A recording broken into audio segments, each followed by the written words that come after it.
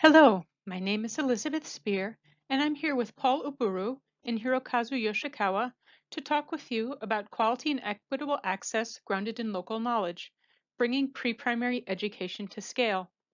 Our talk will focus on Eastern and Southern Africa, but we believe that the issues in the discussion has relevance to other parts of the world as well. Globally, there's substantial evidence that quality pre-primary education is beneficial for children as well as societies. It improves children's school readiness, supports their cognitive growth, promotes their social emotional development, and also increases their future economic potential. There's great recognition of these benefits in Eastern and Southern Africa, where there has been emphasis on improving access to pre-primary education. There is still much room for growth. Currently, only 42% of all children in sub-Saharan Africa receive any organized pre-primary education. Far fewer have access to quality pre-primary education. We know that both access and especially access to quality are more available for children from wealthier households and children in urban areas. Many children have been left behind. However, the emphasis on access alone can lead to substantial investment in poor quality programming that is not beneficial for children. We believe that the focus of pre-primary education must go beyond mere access to include quality as well as equitable access to quality. By equitable access, we mean that all children have an opportunity to receive quality pre-primary education that meets their particular developmental needs and works well in their particular context.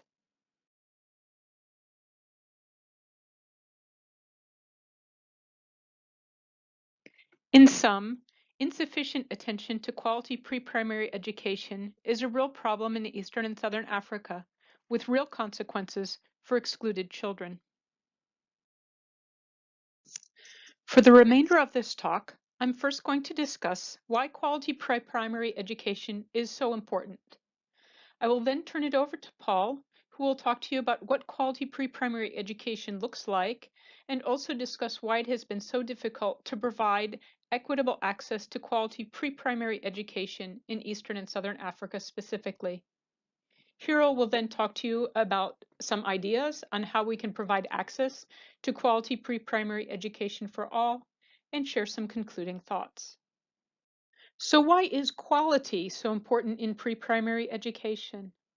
We know that low quality early childhood education has limited or even negative effects on children's development. Young children learn by moving, by talking, by doing, by experiencing. Yet all too often, early childhood education is presented like education for older children. The young children are expected to sit for long periods of time and listen to lectures. This is not compatible with how they learn. So they're sitting in the classroom, the teacher is providing what they believe is education, but it doesn't fit with what we know is needed for children's development at this stage. Negative environments, such as poorly managed classrooms, can actually create a toxic stress response in children. When children experience toxic stress, the activity in their brain shifts away from the areas that are responsible for learning, for memory, for social development and decision making, and moves towards the areas of the brain involved in self-protection and safety.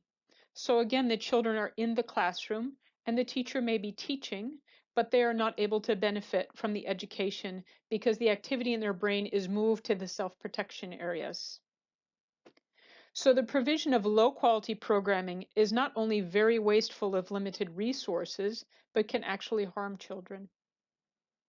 There's been a great deal of discussion in the field about the long-term benefits of early childhood education, accumulated years or decades after children have received the programming. It's very important to note that these societally important long-term effects, such as increased income, increased engagement in social well-being, occurs only in the context of high quality. I will now turn this over to Paul, who will discuss quality in Eastern and Southern Africa. Our next presentation will be on the definition of quality pre-primary education, especially in the context of the East and Southern African region. It is important to note that quality is sometimes a very difficult concept to define, but there are a set of core features present in all quality primary education systems that sets aside quality pre-primary education from low or no quality pre-primary education systems. Now, what are these distinctive features? Now, they could be a set of input processes or outcomes of pre-primary education systems put in place to achieve desired outcomes. For example, the provision of a stimulating, child-friendly, and rights-based environment where children's holistic development and learning needs, for example, the physical, the emotional, the mental, or even the social expectancies are effectively supported through developmentally appropriate practices can be considered as a form of characteristic or a core characteristics that separates quality from low or no quality pre-primary education. Now, the expectation is that when you put in place such a stimulating environment, in a sense, you'd be able to achieve some of the expected learning outcomes for children at this level. For example, children at this level are expected by the end of their school year in preschool to be able to possess necessary social and life skills and be primary school ready, and also have the ability to maximize their full potentials. So systems which enable this the development of this stimulating environment will essentially be considered as quality pre-primary education systems.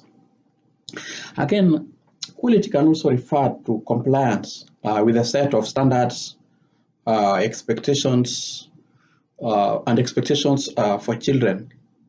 For example, if you look at the stakeholders involved here at this level of education, whether they are caregivers, whether they are policymakers, whether they are parents, are all interested in achieving the interest of the child.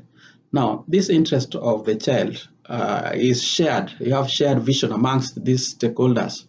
There's a common understanding amongst many stakeholders, the parents and even the policymakers and the wider public regarding what our children actually need. So if you have systems where we have adequate support to meet the needs of children are put in place, especially at this level when children are transitioning from the motivational practices in the familiar home environment to unfamiliar school environments, where now they are required to have different sets of skills, the social skills, meeting new people. This formal type of learning is required for them. So systems where this is adequately taken care of would essentially constitute quality pre-primary education. Now, we also need to have adequate human, infrastructural, material resources to both directly provide quality learning environment and even systems level management, oversight and support to the children. So if you have such a system in place, you would most likely have quality pre-primary education. But then there is need also to address three fundamental questions. You can have systems in place, you can have stimulating environment, but you need also to have a functioning mechanism for oversight and quality assurance. Now, in summary, when thinking about quality pre-primary education, we are thinking about three fundamental questions.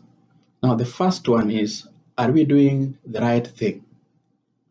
Now, you can do the right things, but you need to do the right things the right way. For example, you can provide adequate support to meet the unique needs of children, but this support, if it is not what is required, is not adequate for this group of children, and when it's required, then you might be doing the right thing, but not doing the right thing the right way. So this requires a system of determining whether you are doing the right thing the right way. Now, this can only be through a functioning mechanism of oversight and quality assurance, where you can have stakeholders being engaged to determine whether their vision, their expectations are put in place. So in the next slide, we are going to talk about the situation in the East and Southern Africa. Now, are there systems in place in the East and Southern African region to build preschool children's school readiness, develop cognitive, social, and emotional skills in children? So that is what we are going to discuss in the next slide.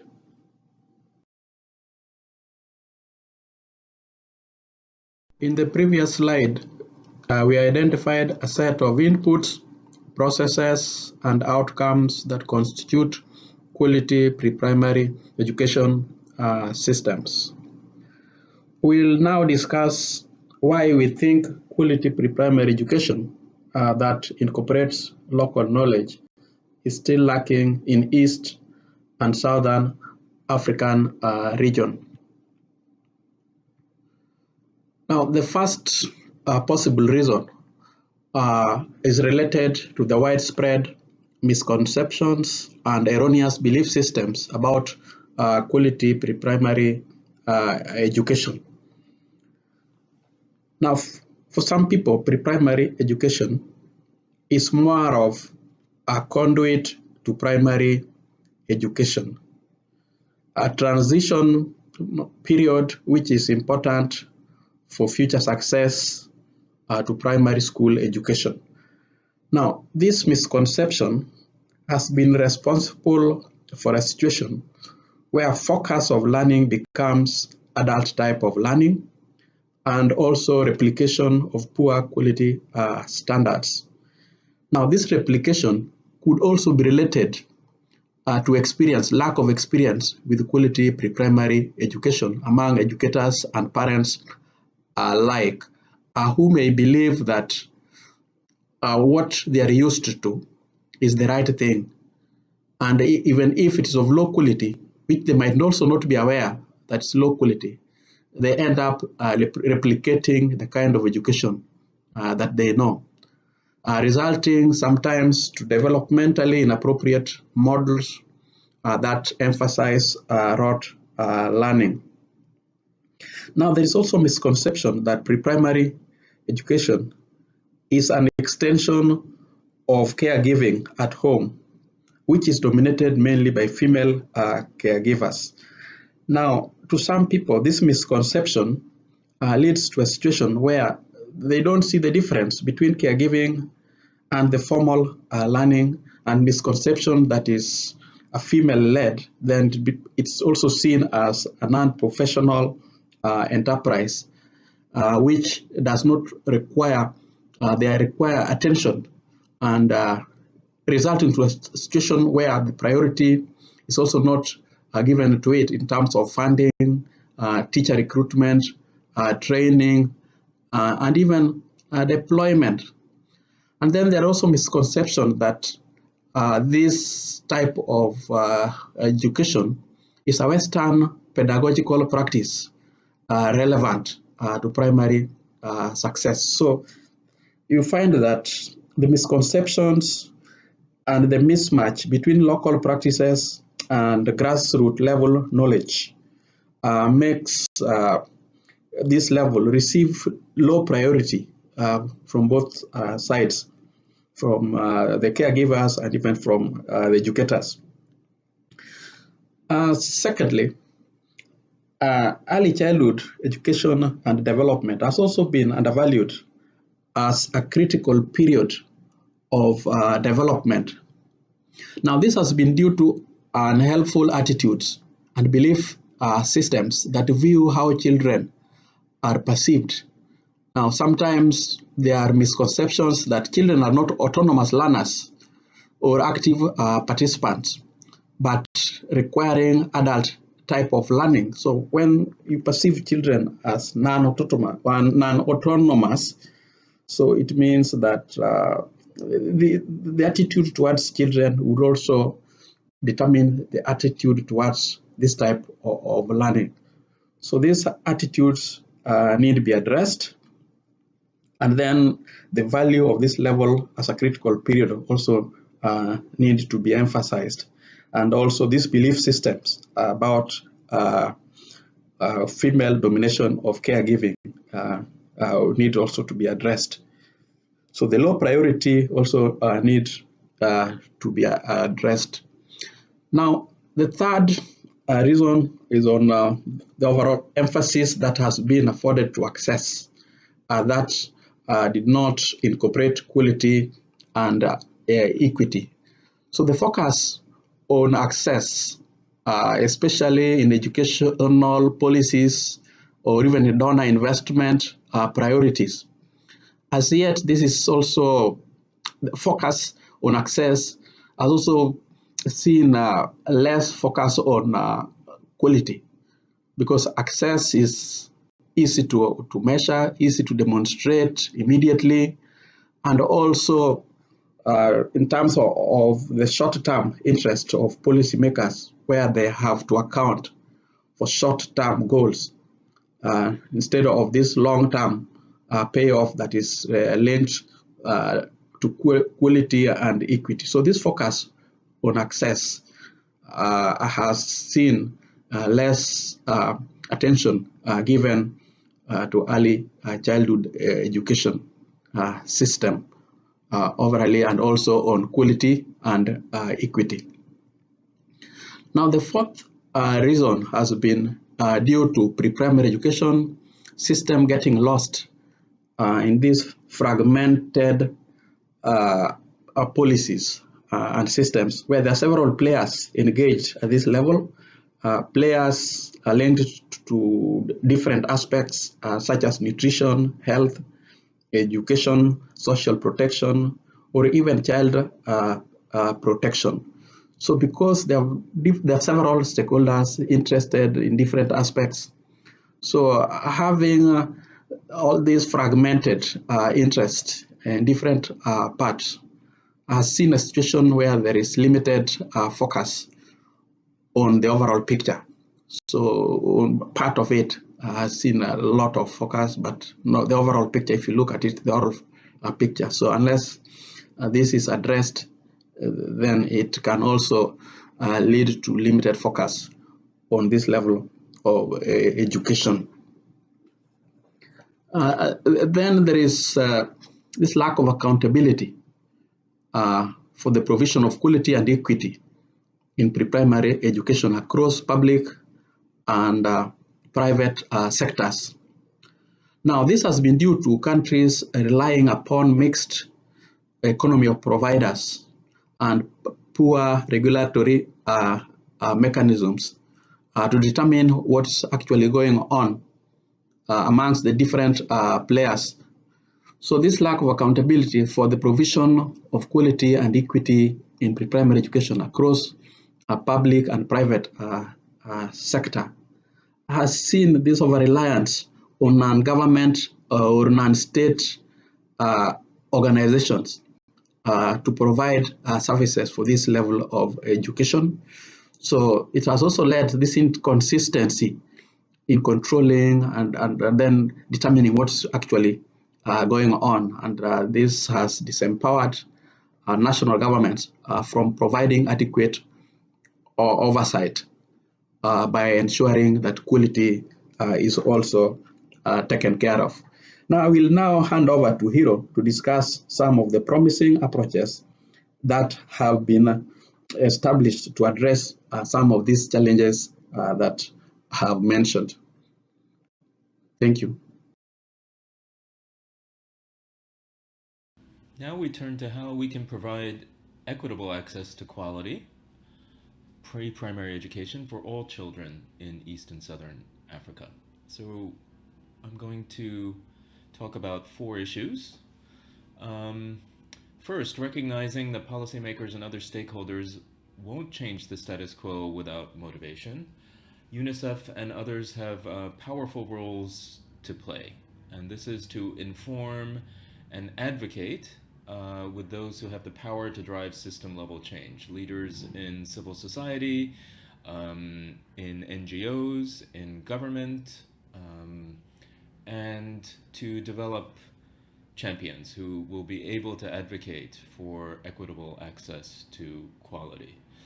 The goal here is to reach a critical mass of demand for quality pre-primary education so that once established, it cannot be easily taken away when political winds, administrations change.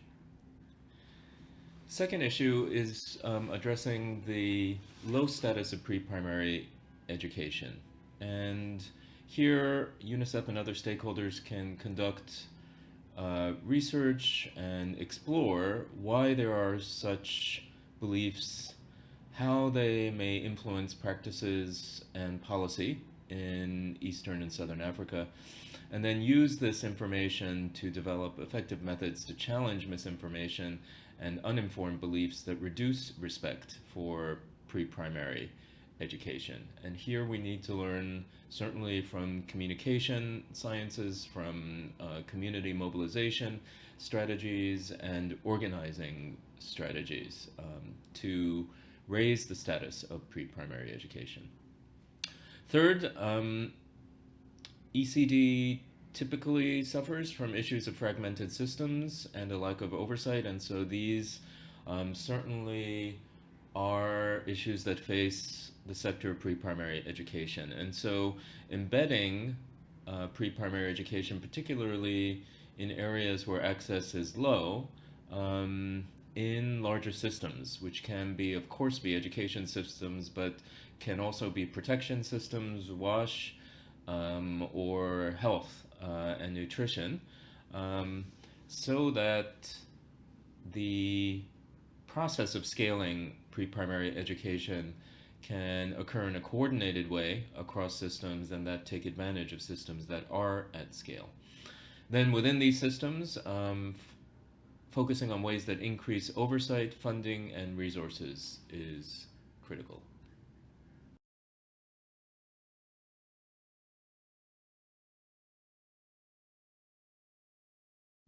The fourth issue is to address the current constraints to providing universal access to quality pre-primary education. So UNICEF and other stakeholders can invest in the identification and adaptation of effective models and best practices that are feasible given available resources, including in currently under-resourced communities. So there are models that are being tested now, such as accelerated learning programs for areas of lower access that may be promising, for example. Building partnerships among civil society organizations, researchers, the public sector, and policymakers can create a sense of shared responsibility and governance, and also address coordination of goals for the provision of quality pre-primary education.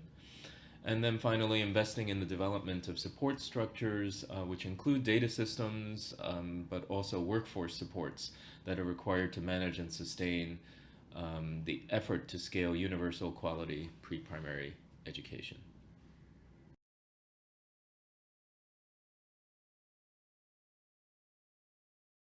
So moving to our concluding thoughts, there is a strong need for universal access to quality pre-primary education in Eastern and Southern Africa, with quite a lot of variation both within and across countries in progress towards this goal. We'd like to warn against a current emphasis on quick wins among governments and donors, which can lead to a focus on access alone, without attention to quality. And we must keep in mind that low quality pre-primary education may not benefit children's learning and may waste scarce societal, governmental, and community resources. We also note that there can be a tendency among donors to focus on the next exciting innovation, which might limit the availability and attention to the processes of bringing what works to scale, which can take time. It involves complex systems, it involves workforce supports and capacity building, and it certainly goes beyond a short-term effort. Donors and partners to governments can also best help countries improve equitable access to quality pre-primary education at scale by focusing on building enabling environments and capacity. And so paying attention to the quality of existing services and building supports such as workforce, professional development, governance, and raising demand for quality pre-primary education are just as important as the direct services themselves.